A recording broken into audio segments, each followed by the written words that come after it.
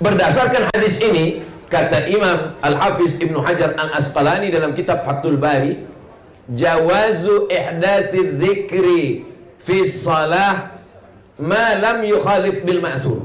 Boleh membuat bacaan solat dalam solat selama tidak bercanggah dengan Al-Quran dan Sunnah. Kalau di dalam solat saja boleh, apalagi di luar solat. Hanya saja kalau kita buat doa, doanya berbahasa Arab. Kalau berbahasa Melayu, maka solat kita batal. Jadi kalau dalam solat itu kita buat doa berbahasa Melayu, apakah ketika sujud, ataupun ketika duduk, ataupun ketika tentang tasyahud, at-tahiyatul mubarakatuh sampai fil alamina innaka hamidum majid. Lepas itu kita berdoa sendiri, ya Allah lariskanlah perniagaan saya, batal sembahyang.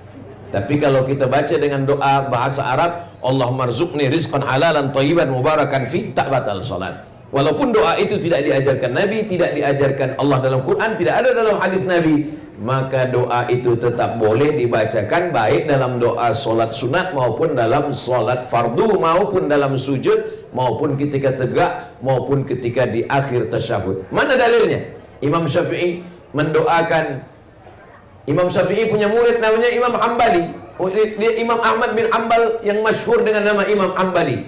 Lalu kemudian ketika Imam Syafi'i meninggal, Imam Hambali mendoakan gurunya. Apa kata Imam Hambali? Da'autu lisyafi'i fi solati. Saya doakan guru saya Imam Syafi'i dalam sembahyang saya arba'ina sanah, 40 tahun. 40 tahun. Apa bunyi doanya? Rabbi firli wali walidayya wali Muhammad bin Idris Asy-Syafi'i. Rabbi firli, ampunkan saya. Wali walidayya, ampunkan ibu bapa saya. Wali Muhammad bin Idris Asy-Syafi'i, ampunkan Imam Syafi'i. Jadi kalau puan-tuan nanti berdoa dalam sembahyang, baik waktu sujud subhana rabbiyal a'la wa bihamdi, selepas itu dia tambah doa Rabbi firli wali walidayya wali Ustaz Abdul Somad. Boleh, tak salah, baik sunat fardu wali sunat. Tapi kalau doanya lupa bahasa Arab, ampunkanlah dosa Ustaz Somad, dia tadi tazkirah kejap saja tak lama, batal solat. Sebab bila ada keluar yang bukan bahasa Arab daripada mulut kita, batal. Tapi kalau kita bacakan dalam hati, boleh. Aqrabu ma yakunul 'abdu min rabbih wa huwa sajid. Seorang hamba paling dekat dengan Allah bukan waktu dia di Makkah, bukan waktu dia di Ka'bah, bukan waktu dia di Taman Raudhah. Orang paling dekat dengan Allah ketika dia sedang sujud. Fa'aksiru fihi du'a, maka perbanyaklah doa ketika sedang bersujud. Berapa lama Nabi berdoa ketika sedang sujud? Kata Sayyidatuna Aisyah, istri Nabi yang menengok Nabi bagaimana Nabi sembahyang. Nabi pernah membaca ayat panjang dalam solat dan sujudnya sepanjang ayatnya. Jadi kalau ayat dia baca surah yang panjang, sujudnya sepanjang ayatnya.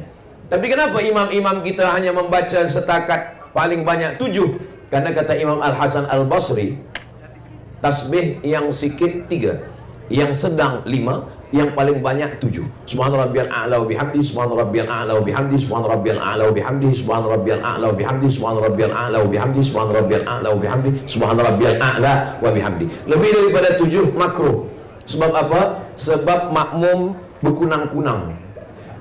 Makmum boleh sakit kepala, pusing kepala. Sebab apa? Sebab terlalu lama sujud. Maka yang dimaksud lama sujud ketika sedang sembahyang bersendirian. Solat sunat hajat, solat sunat tahajud, solat sunat witir, solat sunat di rumah. Adapun menjadi imam, idza amma ahadukum falyukhaffif, kalau kamu menjadi imam maka ringankanlah bacaannya, tidak terlampau pendek, tidak terlampau panjang, tidak terlampau lama, tidak terlampau sekejap. Maka insya Allah mudah-mudahan amalan-amalan sunnah Rasulullah SAW dengan maulid ini dijelaskan oleh para alim, para ulama kita, dapat kita amalkan sehingga kita istiqomah. Dengan barakah maulid ini mudah-mudahan kita semua istiqomah insya Allah.